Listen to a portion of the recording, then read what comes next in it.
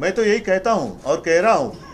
और अभी अभी जैसे मैंने कहा कि ये जो हमलावर थे, क्या जरूरत थी उनको नकाब पहनने की? ये तो कायर थे, कायर है, और ऐसी कायरता का कभी भी अपने हिंदुस्तान में समर्थन नहीं हो सकता। जिस तरीके से साहब, जिस तरीके से मैंने देखा टीवी पर, तो ये तो मुझे 26 नवंबर का जो हमला हुआ था उसकी याद आ गई। तो ऐसे हमले तो मैं तो महाराष्ट्र में नहीं बर्दाश्त करूंगा। साहब, जिस तरीके से इस पूरे मामले में राजनीति शुरू हुई है लॉ एंड ऑर्डर के साथ साथ, उसे कैसे देखेंगे? लोग वहां पहुंच रहे हैं और लोगों को कहीं सपोर्ट में, कहीं विरोध में प्रोटेस्ट शुरू है। नहीं, विरोध तो होगा, क्योंकि जिस तरीके से जो बात अपने देश में नहीं होनी चाहिए वो हुई है, और इसके लिए जो भी जिम्मेदार है, वो चाहे वहाँ के पुलिस हो, तो पुलिस का कर्तव्य बनता है जिन लोगों ने हमला किया ढूंढो और सजा दिला दो। रास्ते पे आ गए हैं सपोर्ट में, गेटवे पे हमने देखा कल रात से काफी विद्यार्थी बैठे हुए हैं प्रोटेस्ट में, उनके लिए आपका क्या कहना है? मैं तो यही कहूँगा कि महाराष्ट्र में चिंता करने की कोई आवश्यकता नहीं। हम यहाँ बैठे हुए हैं, और मैं मेरे महाराष्ट्र के जितने सारे युवा और युवती है उनको आश्वस्त करना चाहता हूँ, उनको विश्वास दिलाना चाहता हूँ कि ऐसी कोई भी बात मैं महाराष्ट्र में नहीं होने दूंगा और मैं बर्दाश्त नहीं करूँगा।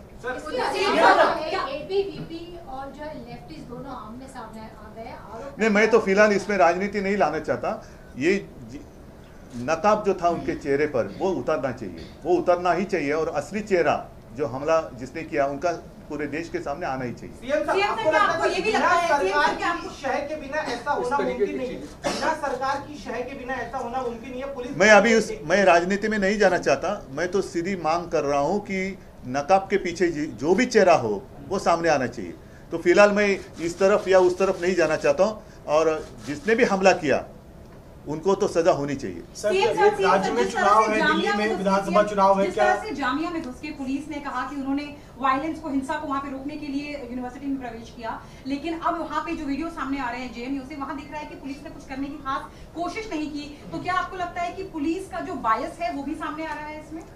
लगता तो वही है, और इसलिए मैं बार बार यही कह रहा हूँ, अब पुलिस का कर्तव्य बनता है, और पुलिस अगर ये कार्रवाई नहीं करती तो उनके ऊपर भी एक शक या प्रश्न चिन्ह जरूर निर्माण होता है। या सर्व प्रकाराला गृहमंत्री अमित शाह जबाबदार आहेत का? मी आता कोणत्याही राजकारणात जात नाही। आता माझं म्हणणं एवढंच आहे की जे कोणी याला जबाबदार असतील हल्लेखोर, त्या हल्लेखोरांना शोधून त्यांना शिक्षा तर झाली पाहिजे, आणि हे जर का नाही झालं तर मग ह्याच्यात राजकारण आहे का असा एक प्रश्न निर्माण होऊ शकतो। पण आता माझं म्हणणं एवढंच आहे की सगळ्यांनी चला निपक्षपातीपणाने याची सगळ्याची चौकशी होऊ द्या, आणि या हल्लेखोरांच्या चेहऱ्यावरचा मुखवटा हा ओरबाडून काढून त्यांचा चेहरा हा जनतेसमोर आला पाहिजे आणि त्यांना शिक्षा झाली पाहिजे। विधानसभा चुनाव है और आज शायद दोपहर को तारीखों का ऐलान भी हो जाएगा। क्या लगता है कि मुख्य मुद्दों से भटकाने के लिए या फिर इसके पीछे कुछ लोग शासन ये मुद्दा हाईलाइट? नहीं, मैं यहाँ बैठे बैठे कुछ अंदाजा नहीं लगाना चाहता, और फिलहाल तो मैं बात इसी जो कल घटना हुई है उस सीमित वहीं तक रखना चाहता हूं। और मेरी मांग यही है, जो पूरे देश में युवा और युवती के मन में एक डर या गुस्सा दोनों है। अपने युवक डरने वाले नहीं, वो डरपोक नहीं है।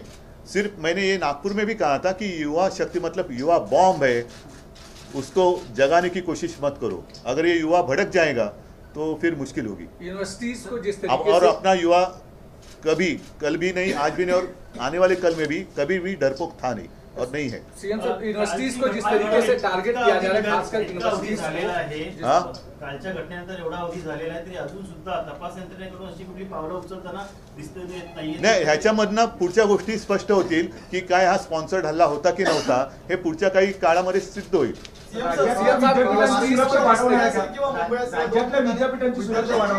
राज्यामधल्या विद्यापीठांची सुरक्षा वाढवायची आवश्यकता असेल तर जरूर वाढवेन, पण इथल्या विद्यार्थ्यांच्या केसालाही धक्का लागू देणार नाही, आणि जो कोणी प्रयत्न करेल त्याचं काय करायचं ते आम्ही बघू। सीएम साहब, यूनिवर्सिटीज को जिस तरीके से टारगेट किया जा रहा है, पुण्यात आणि मुंबईमध्ये विद्यार्थ्यांचे आंदोलन सुरू आहे, सरकारतर्फे या विद्यार्थ्यांना कोण भेट देण्यात जाणार आहे का?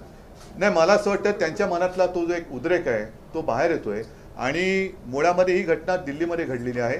त्याच्यामुळे मी आपल्या माध्यमातून महाराष्ट्रातल्या संपूर्ण युवा शक्तीला एकच आवाहन किंवा विनंती करतोय की आपल्या मनात जो उद्रेक आहे तो माझ्याही मनामध्ये आहे, कारण शेवटी देश किंबहुना जी पिढी असते ती, आपण असं म्हणतो की युवक हे आमचे भावी आधारस्तंभ आहेत। या आधारस्तंभांना मजबूत करण्याचं काम हे आजच्या पिढीने करायचं असतं, आणि म्हणून मी पूर्णपणे ह्या युवकांच्या सोबत आहे। कोणाच्याही मनामध्ये एक कणभर सुद्धा त्यांनी महाराष्ट्रामध्ये भीती बाळगण्याचं कारण नाही. सीएम साहब, यूनिवर्सिटीज को जिस तरीके से टारगेट किया जा रहा है, पहले यूनिवर्सिटीज में जिस तरीके की चीजें हो रही हैं, एएमयू में हुआ, जामिया में हुआ, दिल्ली में हुआ, इस तरीके से जो यूनिवर्सिटीज को खास करके टारगेट किया जा रहा है राजनीति या इस तरीके के दंगे के लिए, उसे कैसे देखते हैं? और महाराष्ट्र में बहुत सारी यूनिवर्सिटीज है जिनको नहीं, महाराष्ट्र में तो मैं कुछ होने नहीं दूंगा. और पूरे ओवरऑल थोड़ा सा जेएनयू का जो टीचर्स एसोसिएशन है उन्होंने मांग की है कि वाइस चांसलर को रिजाइन कर देना चाहिए, क्योंकि जब हिंसा शुरू हो रही थी उनके खुद के मुताबिक वाइस खैर एक एक करके बात सामने आएगी और ऐसी कोई बात आज के ज़माने में ऐसी छिपकर नहीं रह सकती. तो जो भी बातें आनी है आने दो सामने और उसके ऊपर कार्रवाई करना वहाँ की सरकार का काम है.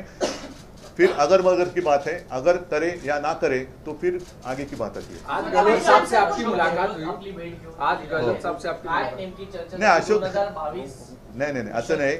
अशोक गेहलोत हे तसे सगळेच जण एकमेकाच्या संपर्कात असतात, पण आज ते पहिल्या प्रथम मातोश्रीत आले. मुंबईमध्ये ते आले होते. त्यांनी एक भेटण्याची इच्छा व्यक्त केली आणि साहजिकच एक सदिच्छा भेट म्हणून आम्ही भेटलो.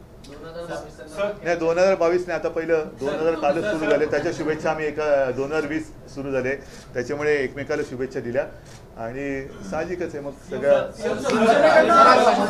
संजय राऊत जी काही बयान आहे, भाजप नेते सुधीर मुनगंटीवारांनी अत्यंत निर्वेदनक दावा केलेला आहे. त्यांनी असं म्हटलंय की येत्या गुढीपाडव्याला राज्यामध्ये नवीन सरकार येईल, या सरकारमध्ये मंत्री आणि आमदार. ठीक आहे, राहू दे ना, बिचारे काय काय जण भातुकलीचा खेळ खेळतात, त्याने खेळू दे.